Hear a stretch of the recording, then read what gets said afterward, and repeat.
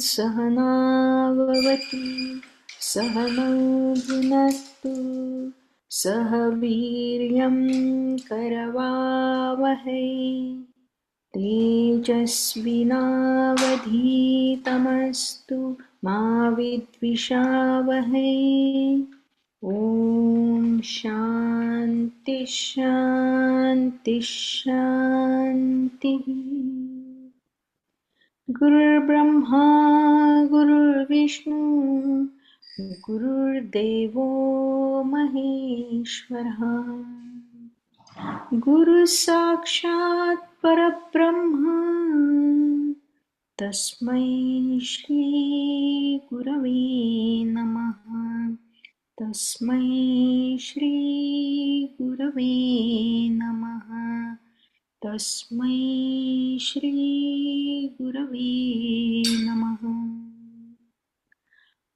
अलंकापुरी पुण्यभूमि पवित्र तिथे नांदतो ज्ञानराजा सुपात्र तयाठवीता महापुण्यराशी नमस्कार माझा सद्गुरु ज्ञानेश्वरासी।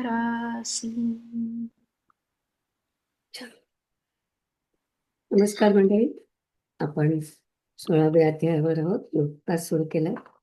तर आजचा गोष्टवारा रवी कुलकर्णी सांगणार आहे. सुरू करू का? करा. ऐकू येते? हो, येते. गुड.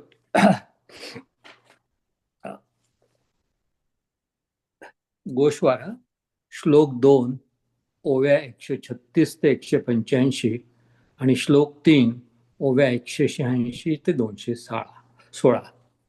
16व्या अध्यायाला दैवासुर संपद्विभाग योग असे म्हणतात. दुसऱ्या श्लोकामध्ये अहिंसा, सत्य, क्रोधराहित्य, त्याग, शांती, दोष टाकून गुण घेण्याची दृष्टी, भूतमांत्रांच्या ठिकाणी दया, अनासक्ती, मृदुता, लज्जा, इंद्रियांच्या क्रियेचा थंडपणा याबद्दल भगवान श्रीकृष्णांनी सांगितले आहे. श्लोक 2 ओव्या 136 ते 185. ज्ञेयाला गिळून मागून ज्ञाता व ज्ञान नष्ट होते त्याला शांती म्हणतात. ऍक्च्युली थोडं आधी सुरुवात करायला पाहिजे की अर्जुन भगवंतांना शांतीची लक्षण विचारतो. ओके, आणि इथं शांतीची डेफिनेशन भगवंत सांगतात की ज्ञेयाला गिळून मागून ज्ञाता व ज्ञान नष्ट होते याला शांती म्हणतात. येथे ज्ञानेश्वर महाराज प्रलय कालाचे उदाहरण देतात. जसे प्रलय कालात विश्वाचा पसारा संपूर्णपणे बुडवून सर्व नद्या, प्रवाह, समुद्र एकरूपात मिळून जातात, तेच शांतीचे रूप होय. येथे ज्ञानेश्वर महाराज अनेक उपमा देऊन दुसऱ्यांचे दोष आपल्या दृष्टीने शुद्ध करून मगच त्याच्याकडे दृष्टी फेकावी असे सांगतात. नीच मनुष्याला उत्तम मनुष्याच्या योग्यतेचे मानावे आणि याशिवाय आणखीन आपल्या दृष्टीने कोणाचा दोष पाहू नये. उदाहरणार्थ, रोग नाहीसा करताना वैद्य आपले व परके असा भेद करीत नाही. दयावान पुरुष बुडणाऱ्या मनुष्याला तू ब्राह्मण आहेस की चांडाळ आहेस असं विचारत नाही. वयाच्या 16व्या वर्षी ज्ञानेश्वरांना मनुष्याचा विकार, दोष आणि गुणांचे पूर्णपणे ज्ञान होते. तेथे ज्ञानेश्वर सांगतात, एक अजून उदाहरण देतात की पापी मनुष्याने एखाद्या स्त्रीला उघडी केली असता सभ्यग्रस्त तिला वस्त्र नेसवल्याशिवाय पाहत नाही. जेव्हा आपल्या दृष्टीने आपल्याला दुसऱ्यांचे दोष दिसत नाही, ती ही अपशून्याची लक्षणे आहेत. आता अपशून्य हा खूप महत्वाचा शब्द आहे आणि अपशून्याचा अर्थ त्यांनी सांगितला आहे की दोष टाकून गुण पेळण्याची दृष्टी. आता अपशून्य शब्दाची जर आपण फोड काढली तर अ म्हणजे अन, पैशून्यता म्हणजे मलिशियसनेस अँड स्प्लेंडर, आणि अपशून्यता म्हणजे ॲब्सेन्स ऑफ मलिशियसनेस अँड स्प्लेंडर. या अवस्थेत absence of militia and Splendor असतातच, पण अपराईटनेस अँड इंटिग्रिटी आणि स्पिरिच्युअल व्हर्च्यूज पण असतात. ओके. इथं मुख्य म्हणजे हिंदू धर्मात आणि बौद्ध धर्मात या अवस्थेचे महत्व सारखेच आहे. भगवद्गीता याला म्हणते डिव्हाइन क्वालिटी, आणि मनुस्मृती म्हणतात की पैशय म्हणजे जे पाप ते रागद्वेषापासून उत्पन्न होते, आणि अपैशय्य म्हणजे ज्या ठिकाणी हे पाप नसते. आणि बुद्धिझम मध्ये one of the virtues required for attaining Bodhisattva enlightenment is this like getting out of anger and getting rid of maliciousness and slenderness.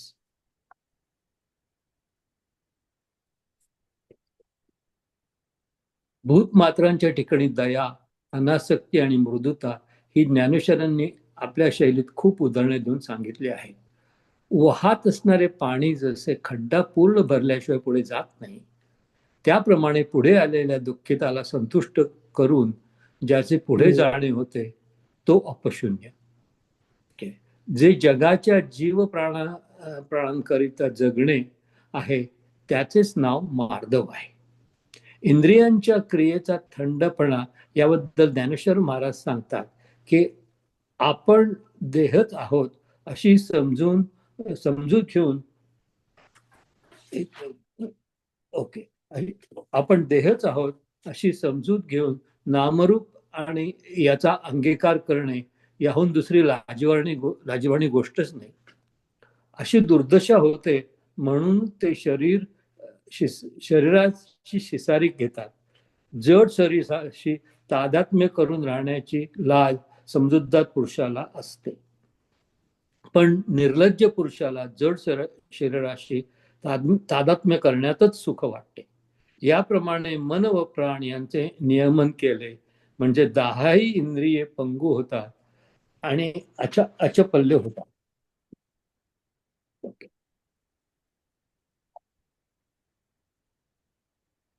ईश्वर प्राप्तीचे 2 मार्ग सांगितले, ज्ञान व योग. याचे आचरण अंगामध्ये धैर्याचा कमीपणा नसतो, पण जी सहनशीलता चांगला पराक्रम गाजवते तिला धृती म्हणतात. ज्ञानेश्वर महाराज अहोतहत्व व अमातित्व या बाबतीत अनेक उदाहरण देऊन सांगतात की अद्रोहत्व मध्ये खालील गुण असतात. Same thing, absence of malice, freedom from treachery, harmlessness, kindness and mildness. ज्याच्या शरीरामध्ये कर्माचे निष्काम आचरण आहे व अंतःकरणात खरोखर विवेक आहे तो आत बाहेर शुचित्वाची मूर्ती बनलेला आहे. अमानित्व म्हणजे ह्याला योग्य असूनही लोकांनी मानले असतात जे पूर्णपणे लज्जित होतात त्याला अर्जुन अमानित्व म्हणतो. हे 13व्या अध्यायात सांगितले आहे.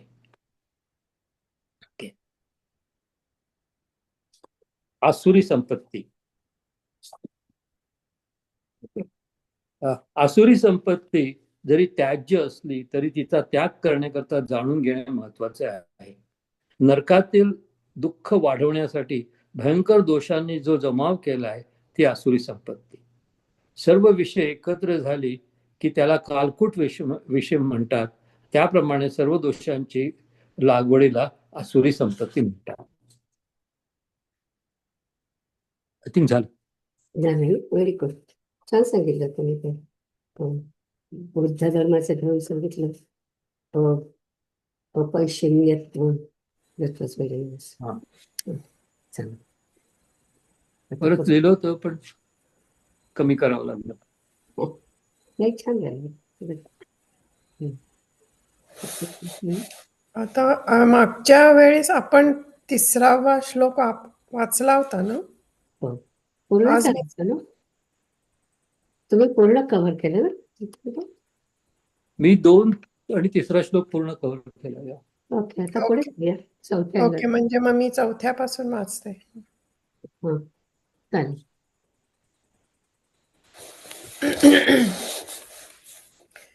दंभो दर्पोऽभिमानश्च क्रोध पारुष्यमेव च अज्ञानं चाभिजातस्य पार्थ संपदामासुरीम्. हे पार्था, दंभिकपणा, मस्ती, अभिमान, क्रोध, निष्ठुरता, अज्ञान हे गुण असुरी संपत्ती जन्म पावलेल्या मनुष्यामध्ये असतात.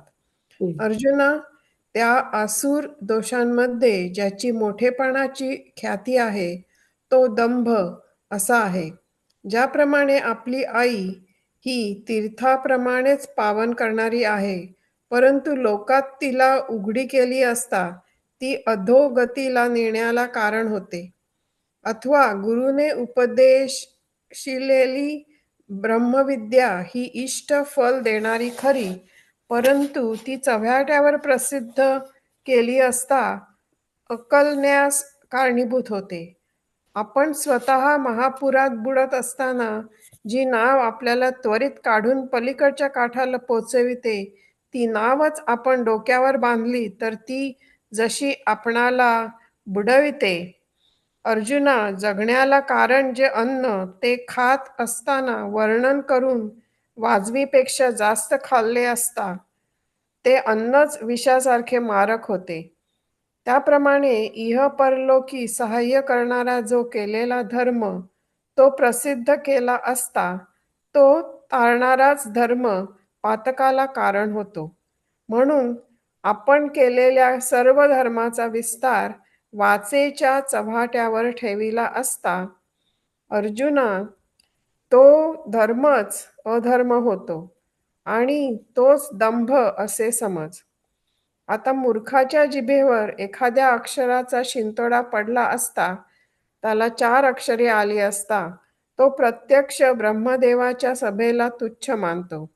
अथवा तबेला ठेवणाऱ्या लोकांचा तबेल्यातील ठाणबंदी घोडा जसा ऐरावतलाही कमी योग्यतेचा मानतो, अथवा काटेरी कुंपणावरील सरड्याला स्वर्गही ठेंगणा वाटतो.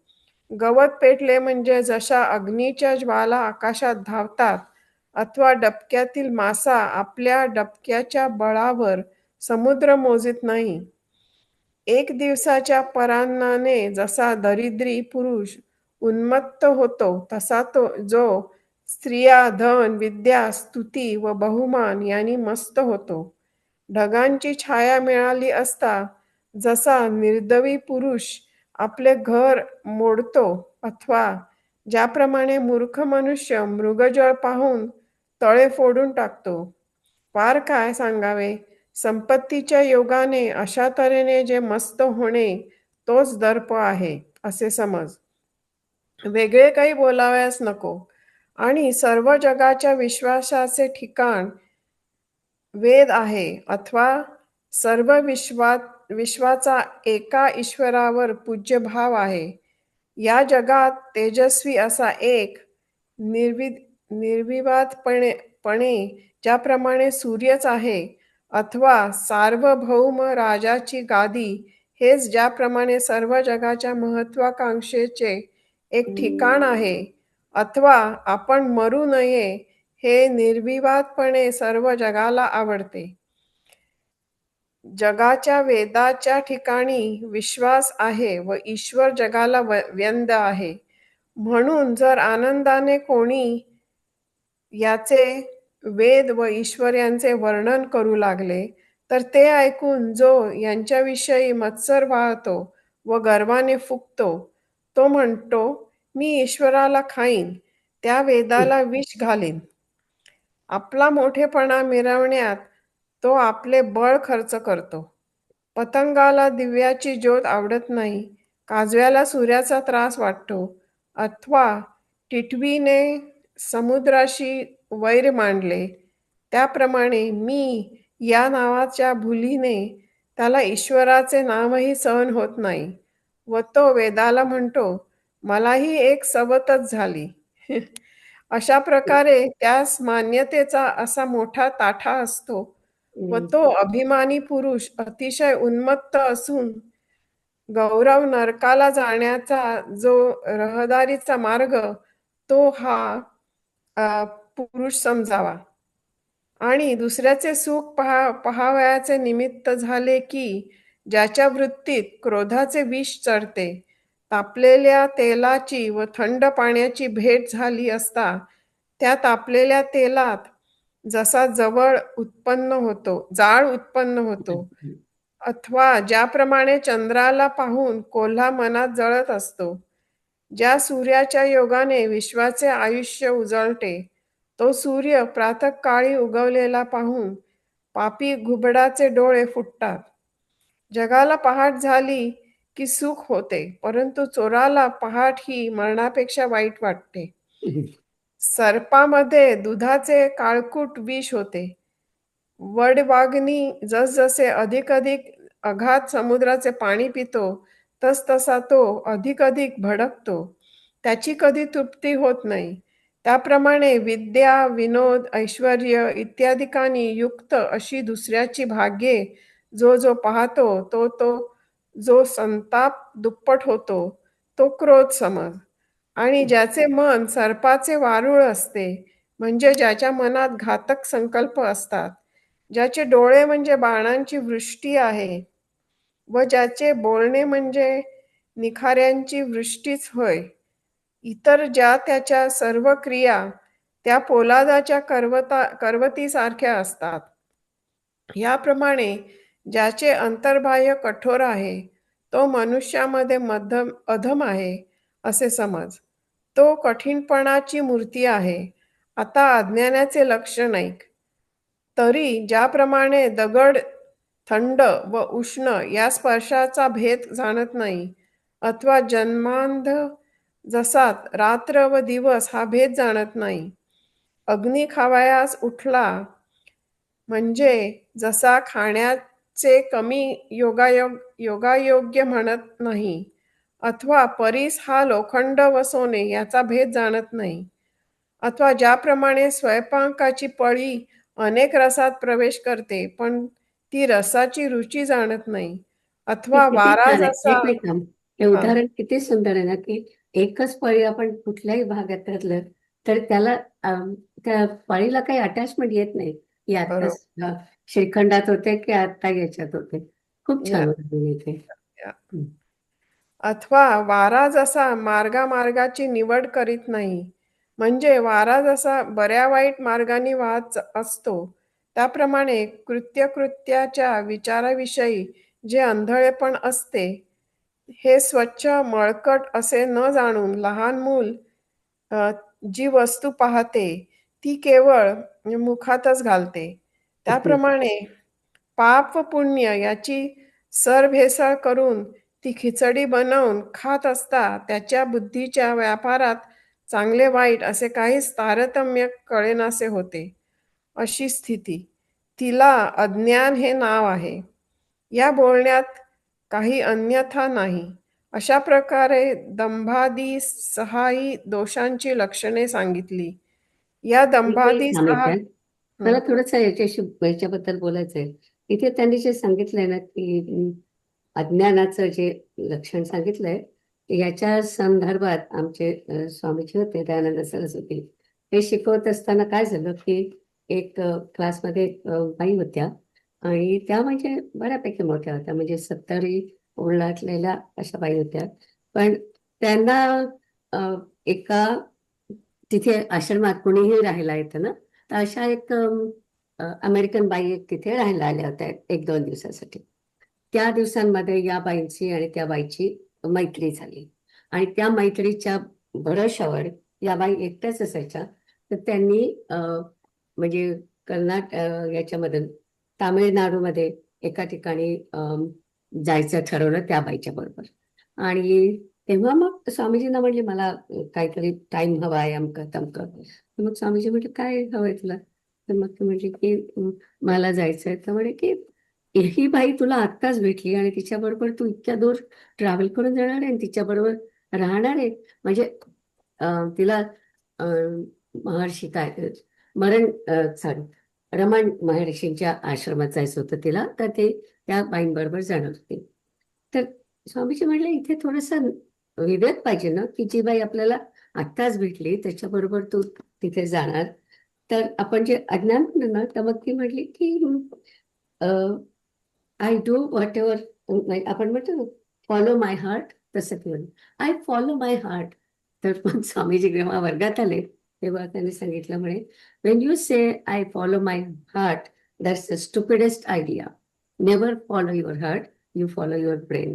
तुम्हाला थोडीशी विवेक त्याला असायला पाहिजे ना, की आपण कोणाबरोबर जायचं, कुठे जायचं आणि एकटं जायचं. आता 70 वर्षाची बाई जर का अशी स्ट्रेंजर बरोबर गेली तर इज इट राईट? म्हणजे काही होणार नाही हे खरंय, पण तरी सुद्धा थोडासा विवेक वापरायला पाहिजे ना. तर अज्ञान बघताना म्हणजे आपल्याला तसं लक्षात येत नाही की आपण कधी कधी अशा पण गोष्टी करतो की ज्या आपण आपल्याला वाटत नाही की त्या चुकीच्या आहेत. आय फॉलो माय हार्ट, ते कसं नाही करायचं. Following your heart is a अज्ञान आहे असं त्यांना म्हणायचं. म्हणून मी ते इथे लिहून ठेवलं होतं माझ्या पुस्तकात. एनिवे, जाऊया पुढे. या दंभादी 6 दोषांच्याच अंगानी ही आसुरी संपत्ती बलवान झाली आहे. जरी ही 6च दोषांनी बनलेली आहे तरीही कमी समजू नये. ते कसे? तर ज्याप्रमाणे एखाद्या सुंदर स्त्रीचा बांधा आटोपशीर असला तरी तिच्यात कामेच्छा फार असते, अथवा 3 अग्नींची प्रलय अग्नी, विद्युत अग्नी, वडव अग्नी पंगत पाहता ते थोडे आहेत असे वाटते, पण ते जर खायला निघाले तर त्यांना प्राणाहुती करण्याला विश्व स्फुरणार नाही. कफाचा, वाताचा व पित्ताचा क्षोभ हा त्रिदोष झाला असता ब्रह्मदेवाला जरी शरण गेले तरी देखील मरण चुकत नाही. त्या 3 दोषांची हे 6 दोष ही दुप्पट आहे असे समज. मग हे किती भयंकर असतील. या संपूर्ण 6 दोषांनी या आसुरी संपत्तीची उभारणी झाली आहे. म्हणून आसुरी संपत्ती कमी आहे असे नाही, परंतु अनिष्ट ग्रहांचा योग जसा एकाच राशीला यावा अथवा निंदकाजवळ जशी सर्व पापे येतात, मरणाऱ्या पुरुषाचे शरीर जसे सर्व रोग व्यापतात, अथवा वाईट मुहूर्ताच्या ठिकाणी वाईट योग एकत्र होतात, अथवा शेळीचे आयुष्य संपत आले म्हणजे तिला 7 नांग्यांच्या इंगळीचा योग होतो, त्याप्रमाणे हे सर्वच्या सर्व 6ही दोष ज्यांच्या नाशकाला येतो त्यास प्राप्त होतात. एखाद्यावर विश्वास ठेवलेल्या मनुष्यास जसे ज्याच्यावर विश्वास ठेवला त्याने चोराकडून सापडावे, अथवा दमलेल्या भागलेल्या मनुष्यास जसे महापुरात घालावे, त्याप्रमाणे या 6 दोषाकडून मनुष्याचे अकल्याण केले जाते. मोक्षाच्या मार्गाने जाणारावर जर यांचा दंभादी 6 दोषांचा शिंतोडा पडला म्हणजे याचा हा मोक्ष मार्गास थोडासा संबंध झाला, तर मी संसारातून निघणारच नाही असे म्हणून तो संसारात बुडी देतो. अर्जुना, जो अधम योनीत खाली खाली जन्म घेत घेत स्थावर योनीच्याही तळापर्यंत येऊन पडतो. हे बोलणे राहू दे. हे 6 दोष एकत्र होऊन त्यांच्याकडून त्याच्या ठिकाणी आसुरी संपत्ती वाढवली जाते पहा. अशा या लोकात प्रसिद्ध असलेल्या दोन्ही संपत्ती वेगवेगळ्या लक्षणांनी सांगितल्या. मला फक्त एकच सांगायचं, सुरुवात आपण केली ना त्या पहिल्याच आता तू जे वाचणार आहे त्याच्यामध्ये वाडवणाचा डांगोरा असं त्यांनी शब्द वापरले. तर वाडवणाचा म्हणजे ऍक्च्युअली मुख्य मुख्य गोष्टीचा आपण उगाचच डांगोरा करतो, म्हणजे आपण त्याची जाहिरात करतो. आता समजा उद्या तुम्हाला मी सगळ्यांना सांगितलं की मी ना मॅट्रिकला मी पहिली आली होती. आता खरं काही नव्हती आली, पण तुम्ही काय 50 वर्ष जाऊन मग मागे म्हणणार आहे का की हा निलिमाचा रिझल्ट पाहिला पाहिजे, खरंच ती पहिली आली होती तिकडे हे बघितलं पाहिजे? नाही, पण अशा क्षुल्लक गोष्टीत सुद्धा आपल्याला दंभ करायची सवय असते की जेव्हा असं वाटतं की याच्यामुळे काय विशेष नुकसान होणार नाही किंवा काय विशेष फरक पडणार नाही, तेव्हा सुद्धा काही लोक आपल्याला, आता तुमच्या लक्षात येईल की जेव्हा तुम्ही जाता काही लोक आपल्याला माहिती असतं की हे तुमचा नुसता दंभ आहे, तरी पण ते लक्षात ठेवायचं आपल्या स्वतःसाठी की असं पुन्हा कधी आपण नाही करायचं की कोणी जाऊन चेक नाही करणार आहे की तुम्ही पहिले आलो होतात का तुम्ही दुसरे आलो होतात की नव्हत्याच आला मेरिटमध्ये. पण हे एक जो स्वभाव असतो ना त्याला दंभ म्हणायचं. तर आपल्याला तो दंभ येऊ नये अशी प्रयत्न करत असतो. आणखी एक गोष्ट मला सांगायची होती, बरं ती ओवी आली की सांगते. बर 36 लिहिलंय मी पुढे. 36 इज इट 136 का 30? माहिती मला. 236 ओवी बद्दल मला सांगितलं, ते नंतर बोलते. चालेल, ओके. सुरू कर. तरी तयाची आसुरा दोषा माझी जया विरा, वाढपणाचा डांगोरा तो दंभू ऐसा, जैसी आपुली जननी नग्न दाविलिया जनी, ते तीर्थची परिपत्नी कारण होय, का विद्या गुरुपदिष्ठा बोभाईला या चोहाटा, इष्टदा परी अनिष्ठा हेतू होती, पै अंगे बुडता महापुरी, जे वेगे काढी पैलतिरी, ते नावची बांधली शिरी बुडवी जैसी, कारण जे जीविता ते वानिले जरी सेविता, तरी अन्नची पंडुसुता होय विष, तैसा दृष्टाचा सखा धर्मू जाला तो फोकारिजे देखा, तरी तारिता तोची दोखा लांगी होय, म्हणून वाचेचा चौबारा घातलिया धर्माचा पसारा, धर्मूची तो अधर्मू होय वीरा, तो धंबू जाणे, आता मूर्खची जिभे अक्षराचा अंबुका सुभे, आणि तो ब्रह्मसभे न रिझे जैसा, का माधुरी लोकांचा घोडा गजपतीही मानी थोडा, का काटिये वरिलिया सरडा स्वर्गुही नीच, तृणाचेनी इंधने आगी धावे गगने, थिल्लर बळे मिने न गणिजे सिंधू, तैसा माझे स्त्रिया धने विद्या स्तुती बहुते माने, एके दिवसी चेनी परान्ने अल्पकू जैसा, अभ्रच्छायेचिया जोडी निदैवू घर मोडी, मृगांबू देखोनी फोडी पाणी याडे मूर्ख, किंबहुना ऐसेसे उतणे जे संपत्ती मिसे, तो दर्पू गा अनारिसे न बोले घेई, आणि जगावेदी विश्वासू आणि विश्वासी पूज्य ईशू, जगी एक तेजसू सूर्यची हा, जगस्पृहे आस्पद एक सार्वभौम पद, न मरणे निर्विवाद जगा पडिये, म्हणून जरी उत्साहे याते वानू जाये, की ते आई कोणी मत्सरू वाहे फुगो लागे, म्हणे ईश्वरा ते खाये तया वेदा विषसुये, गौरव माझी त्राये भंगीत असे. पतंगा नावडे ज्योती, खद्यता भानुची खंती, का टिटिभेने अपापती वैरी केला. तैसा अहन्नामाचे निमोहे, ईश्वराचे नामही न साहे. वेदा ते म्हणे मजहे, सवती झाली. ऐसा मान्यतेचा पुष्टगंडू तो हो अभिमान. एकच सांग, एक मिनिट सांगते. पुष्पगंडू म्हणजे ताठा, म्हणजे आपल्याला जे काय माहिती आहे त्याचा खूप ताठा ठेवणं, त्याला पुष्टगंडू म्हणतात. दुसरा पुढचा शब्द आहे पर परमलांडू. परमलांडू म्हणजे उन्मत्त. काय परमलांडू म्हणजे उन्मत्त. आणि तिसरा शब्द आहे रौरवाचा. रौरवाचा म्हणजे नरकाचा. ते तिन्ही अवघड शब्द आहे म्हणून मी त्याच्यावरती लिहून ठेवलंय. ओके, जाऊया पुढे. ऐसा मान्यतेचा पुष्टगंडू तो अभिमानी परमलंडू.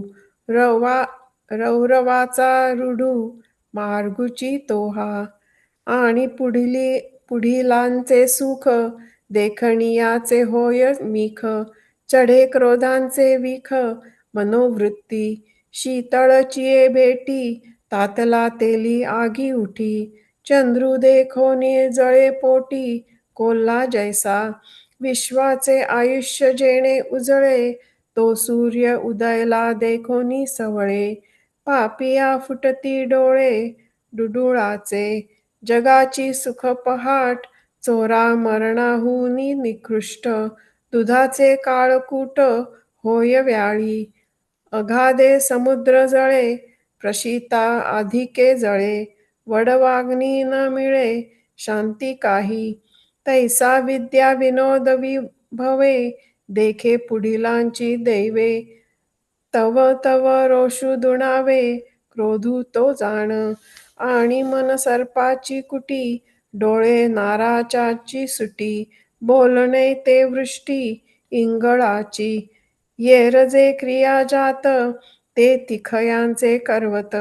ऐसे सबाह्य खससित जयाचे गा, तो मनुष्यात अधमू जाण पुरुषाचे अवतरण. आता ऐक खुण अज्ञानाची, तरी शीतोष्ण स्पर्शा निवाडू नेणे पाषाणू जैसा. का रात्री आणि दिवसा चात्यंधू तो, आगी उठिला आरोकणे जैसा खाद्य खाद्य न म्हणे. का परीस पाडू नेणे सोनया लोहा, ना तरी नानरसी रिधोनी दरवी जैसी. परी रस स्वादासी नेणे जेवी, का वारा जैसा पारखी नवेची गा मार्गा मार्गा विखी. तैसे कृत्याकृत विवेकी अंधपण जे, हे चोख हे मैळ ऐसे नेणोनिया बाळ. देखे ते केवळ मूर्खाची घाली, मुखींची घाली. तैसे पाप पुण्यांचे खिचटे करोनी खाता बुद्धी चेष्टे. कडू महुर न वाटे ऐसी जे दशा, तिये नाम अज्ञान या बोला नाही आन. एवं साही दोषांचे चिन्ह सांगितले, इहीच साही दोषांनी हे आसुरी संपत्ती दाटुगी. जैसे थोर विषय सुभगे अंगी अंगसाने, का तिघा व्यनीची पांती पाहता थोडे ठाय गमती. परी विश्व ही प्राणाहुती करू न पुरे, धातयाही गेलिया शरण त्रिदोषी न चुके मरण. तया तिहांची दुनी जाण साही दोष हे, इही साही दोषी संपूर्ण झाली इयेची उभारणी. म्हणोनी आसुरी उणी संपदा नव्हे, परी क्रूर ग्रहांची जैशी मांदी मिळे एकेची राशी. का येती निंदका पिसी आशेष पापे, मरणारांचे अंग पडिगती आघवे रोग, का कुमूर्ती दुर्योग एकवटती, का आयुष्य जातीये वेळे, शेळीये सातवेळी मिळे, तैसे साही दोष सगळे जोडती तया, विश्वासला आतुड विजे चोरा, शिणला सुईजे महापुरा, तैसे दोषी इही नरा अनिष्ट कीजे, मोक्ष मार्गाकडे जै यांचा अंबुका पडे, तै न निघेची ऐसे म्हणोनी बुडे, संसारी तो अधमा योनींचा पाहुटी, उतरत जो किरीटी, स्थावराही तळवटी बैसणे घे, हे असो तयांचा ठाई, मिळोनी साही दोषी ई, आसुरी संपत्ती पाही वाढविजे, ऐसिया या दोन्ही संपदा प्रसिद्ध जनी, सांगितल या चिन्ही वेगळाला.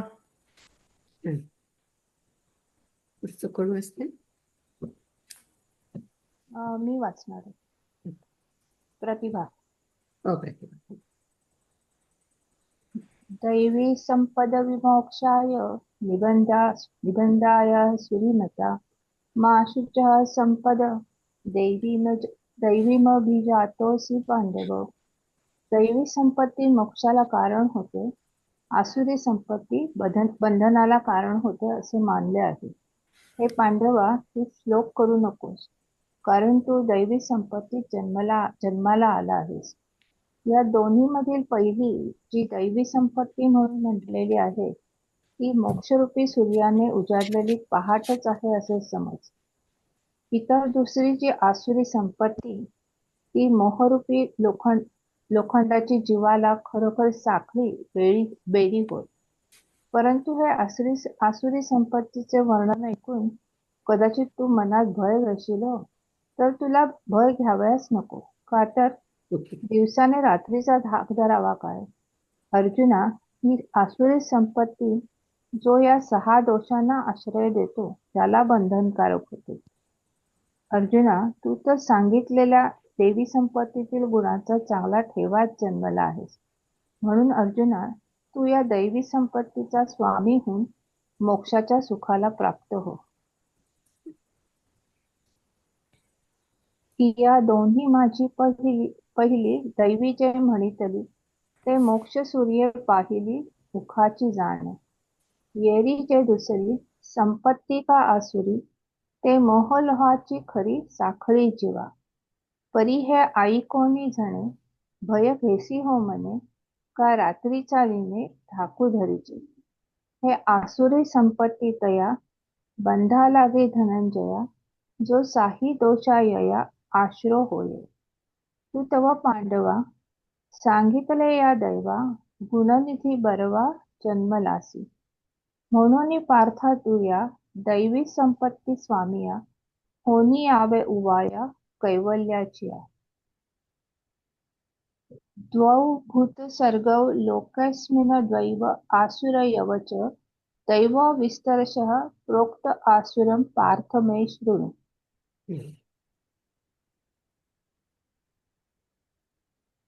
या लोकी दैवी आणि आसुरी अशा 2 प्रकारचे प्राणी उत्पन्न होत असतात. हे पार्था, दैवी संपत्तीने युक्त लोकांचा विचार विस्ताराने सांगितला. आता आसुरांचा श्रवण कर. आणि दैवी संपत्तीवान व आसुरी संपत्तीवान लोकांच्या वागणुकीचे अनादि सिद्ध मार्ग आहेत. ज्याप्रमाणे रात्रीच्या वेळी निशाचरांनी पिशाच वगैरेंनी व्यापार करावा व दिवसा मनुष्याधिकांनी चांगल्या व्यवहारामध्ये वागणूक करावी, त्याप्रमाणे अर्जुना, दैवी सृष्टीचे व आसुरी सृष्टीचे लोक या जगात आपापल्या वागणुकीच्या रीतीने वागतात. या ग्रंथाच्या मागच्या भागात ज्या वेळेस ज्ञान सांगण्याचा प्रसंग आला त्याही वेळेस दैवी संपत्तीचा चांगला विस्तार केला होता. आता आसुरी संपत्तीचे जे लोक आहेत त्याची गोष्ट विस्तार करून सांगू. तू अवधानाची चांगली दृष्टी दे. तर वाद्याशिवाय जसा नाद कोणालाही ऐकू येत नाही अथवा फुलापासून जसा सुवास मिळत नाही, त्याप्रमाणे ही आसुरी प्रकृती जेथपर्यंत एखाद्या शरीराचा आश्रय धरत नाही तोपर्यंत ही एकटी अनुभवाला येत नाही. मग ज्याप्रमाणे लाकडात अग्नी प्रगट झाला म्हणजे तो प्राप्त होतो, त्याप्रमाणे प्राणाच्या देहात ती सापडली गेली असता ही अनुभवास येते. त्यावेळी ज्याप्रमाणे उसाची जी वाढ असते तीच आतल्या रसाची वाढ असते, त्याप्रमाणे हिने आश्रय केलेल्या प्राण्याचा देहाकार जसा वाढेल तशीच ही आत वाढत असते. अर्जुना, आता जे प्राणी आसुरी प्रकृतीच्या दोषाच्या वाढीने बनलेले आहेत त्यांचे वर्णन करू.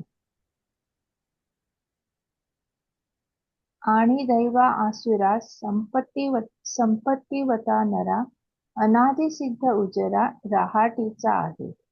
जैसे रात्रीचा अवसरी व्यापारीचे निशाचरी दिवसा सुव्यवहारी मनुष्यादिती.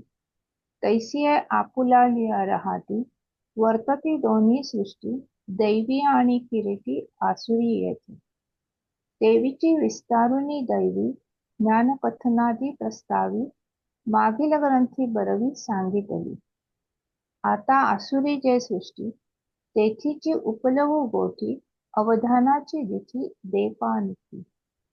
तरी वाद्य विन नादू मेदी कवणाही साधी का अपुष्पी मकरुंदू न लभे जैसा. तैसी प्रकृती हे आसुर एकली नोहे गोचर जवक एखादे शरीर माल्ला हितान. ह्याचा अर्थ काय हो माल्ला हिताना? माल्लापी म्हणजे आश्रय करते, म्हणजे एखाद्या शरीरात ती आश्रय करते. हो. मग आविष्करला लाकुडे पावकू जैसा जोडे तैसी प्राणदेही सापडे आटोपली हे. ते वेळीचे वाढी असा तेचे आतुला रसा देहाकारू होय जैसा प्राणियांचा. आता तयाची प्राणिया रूप करू धनंजया घडले जे आसुरिया दोषवृद्धी. मला वाटतं दुसरं कोणीतरी वाचणार आहे पुढे का मीच वाचू काय? मी वाचणार आहे पुढे. हा, ओके.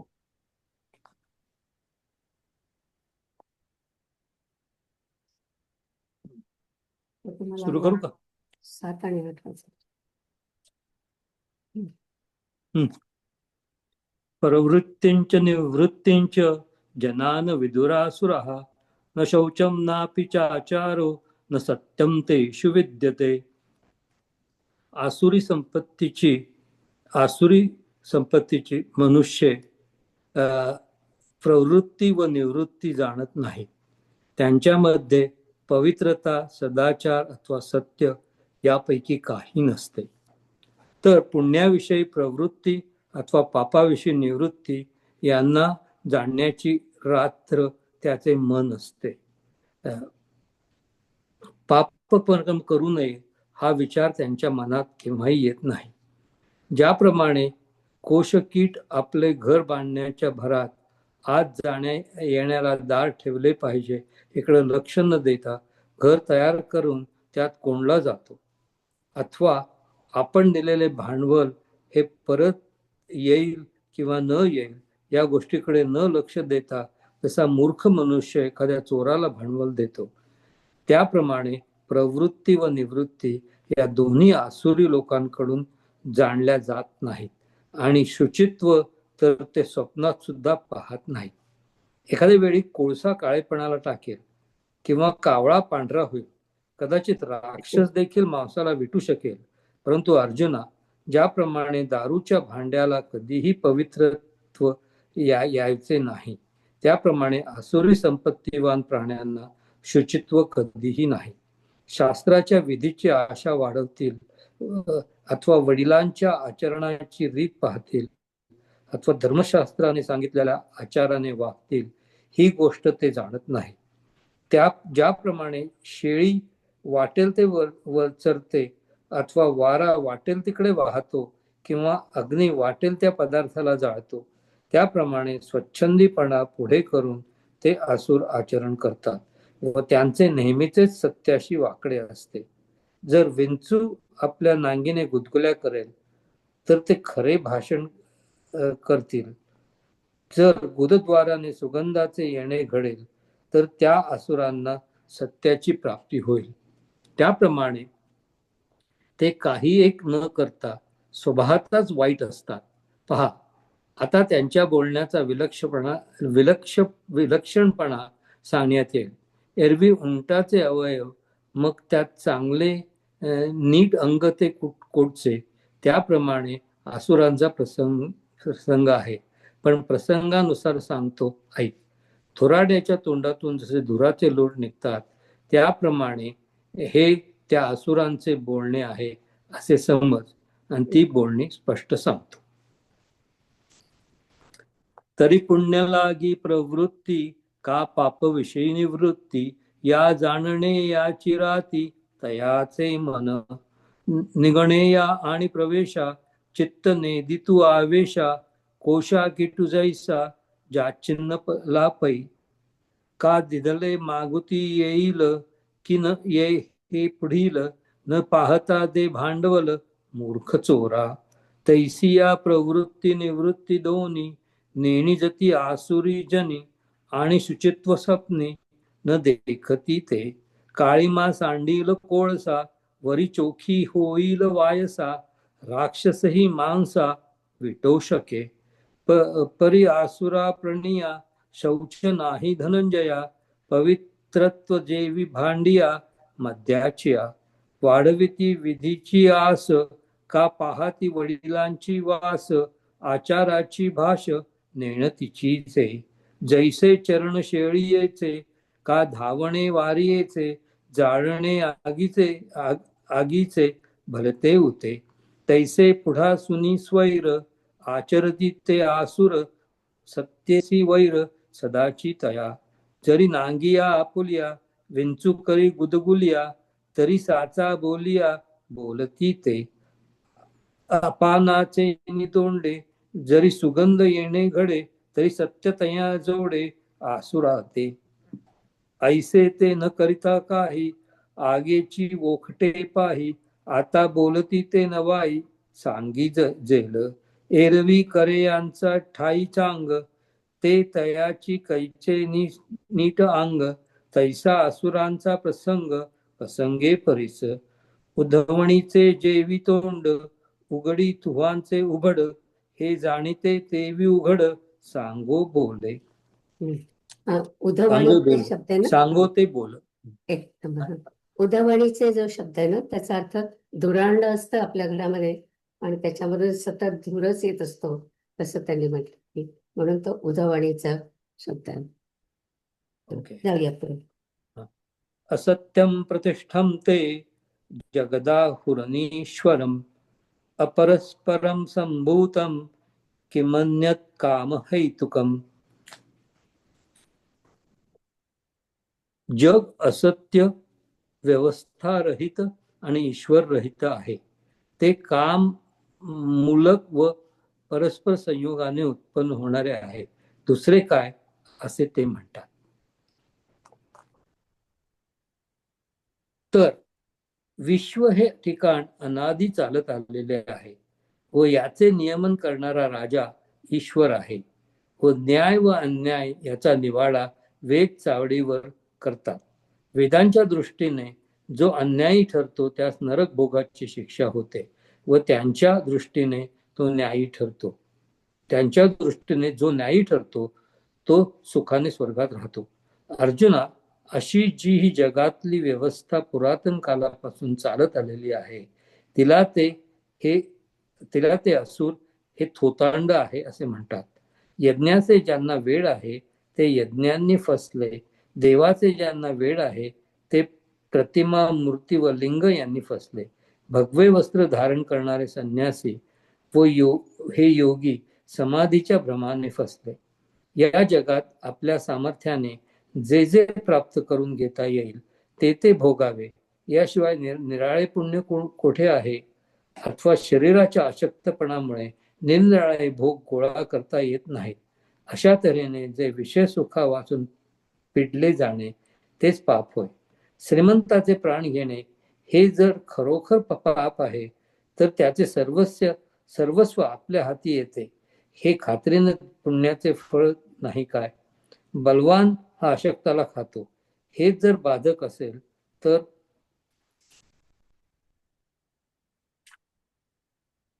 माशांचे निसंतान का होत नाही आणि उभय कुलाचा शोध करून मुलगा व मुलगी यांचे शुभग्रहांनी युक्त अशा वेळी लग्न केले जावे, हाच जर प्रजेचे उत्पत्तीविषयी हेतू असेल तर पशुपक्षादी या जाती आहेत त्यांच्या संततीची गणती नाही. त्यांचे खरं. काय नाही म्हटलं खरंय. हा त्यांचे कोणत्या विधिविधानाने लग्न केले, चोरीचे द्रव्य कोणाजवळ आले तर ते कोणाला विष झाले आहे काय, विषयावरील प्रेमाने जर कोणी व्यभिचार केला तर तो कोडी होतो की काय. म्हणून देव मालक आहे, तो धर्माधर्म भोगाव्यास लावतो आणि जो जेथे जे करतो ते परलोकीच्या गावी भोगतो. परंतु परलोक म्हणजे भोगवायचं ठिकाण अथवा भोगिविणारा देव हे दोन्ही प्रत्यक्ष दिसत नाहीत, म्हणून ते मिथ्या अथवा खोटे आहेत. आणि धर्म करणारा देह तर मरून जातो, मग भोगायला ठिकाण कोण. जी या भोगाच्या कामी इंद्र जितका उर्वशीच्या योगाने स्वर्गलोकात सुखी आहे, तितकाच नरकात लोळत असणारा किडा देखील स्वतःला सुखी समजतो. म्हणून नरक व स्वर्ग ही पाप व पुण्य यांनी प्राप्त होणारी ठिकाणे नाहीत, कारण की दोन्ही ठिकाणी कामाचाच उपभोग सुखभोग सारखा आहे. या कारणास्तव स्त्री व पुरुषांची जोडपी जेथे कामाच्या योगाने एकत्र होतील तेथे जग उत्पन्न होते आणि आपल्या फायद्यासाठी करिता जे जे लागेल ते सर्व कामाकडून पोचले जाते. नंतर परस्परात द्वेष उत्पन्न करून कायमच जगाचा नाश करतो. याप्रमाणे जगाला कामाशिवाय दुसरे काही मूळच नाही असे ते असुर लोक बोलतात पहा. आता हे वाईट बोलणे पुरे, या संबंधीच्या बोलण्याने व्याख्यानाचा विस्तार करीत नाही. हे बोलण्यातच वाचा निष्फळ होते. आणि ईश्वराची खंती नुसदियाची करीती चांती, हेही नाही चित्ती निश्चयो ऐकू. किंबहुना उघड. कुठे वाचताय तुम्ही? नववा वाचतोय का मी? त्याला तरी विश्व हा अनादि ठाव. तुम्हाला सॉरी चुकीचं वाचतोय मी. 8व्या खाली वाचलं, दुसरं 5 हे केलं, सॉरी. तरी विश्व हा अनादि ठावो, येथ नियता ईश्वर रावो, चावडिये न्यावो अन्यावो निवडी वेदू. वेदी अन्यायी पडे तो निरय भोगे हृदडे, संन्यासी तो सुरवाडे स्वर्गी जिये. ऐसी हे विश्व व्यवस्था अनादि जे पार्था, येते म्हणती जे वृथा अवघी इची हे. यज्ञ मूढ ठकिले यागी, देव पिसे प्रतिमा लिंगे, नागविले भगवे योगी समाधी भ्रमे. तेथ आपले निबळे भोगी जे जे जे वेटाळे, हे वाचोनिके वेगळे पुण्य आहे. ना अशक्तपणे आगीके, वेगळ वेटाळी न टके. ऐसा गादीजे विषय सुखे, तेची पाप. प्राण घेपती संपन्नाचे, ते पाप जरी साचे. तरी सर्वस्व हाताये तयांचे, हे पुण्य फळ की. बळी अबळा ते खाय, हेची बाधित जरी होय. तरी मासया का न होय निसंतान. आणि कुळे शोधोनी दोन्ही, कुमारेची शुभलग्नी. मेळविजती प्रजा साधनी, हेतू जरी. तरी पशुपक्षादी जाती, जयामिती नाही संतती. तया कोणे प्रतिपत्ती विवाह केले. चोरीयेचे धन आले, तरी ते कोणासी विष झाले. वालभे परद्वर केले, कोढी कोणी होय. म्हणून देवो गोसावी, तो धर्माधर्म भोगवी. आणि परत्रांचा गावी, करीतो भोगी. परत्र ना देवो, न दिसे म्हणून ते वावो. आणि करता निमे माठावो, भोग्यसी कवणू. येथे उर्वशिया इंद्रसुखी, जैसा का स्वर्गलोके तैसेची कृमी नरकी लोळतू श्लाघे लोळतू श्लाघे म्हणून नरक स्वर्गू नवे पाप पुण्य भागू जे दोन्ही ठाई सुख भोगू कामाचा चितो या कारणे कामे स्त्री पुरुष युग्मे मिळती तेथे जन्मे आघवे जग आणि जे जे अभिलाषे स्वार्था लागी हे पौषे पाठी परस्पर द्वेषे कामची नाशी एव कामा वाचून काही जगा मुळची आन नाही ऐसे बोलती पाही असुर ते आता असो हे किडाळ बोली न करू पघळ सांगताची सफोल होतसे वाचा. थांबूया इथे. सॉरी. शांत.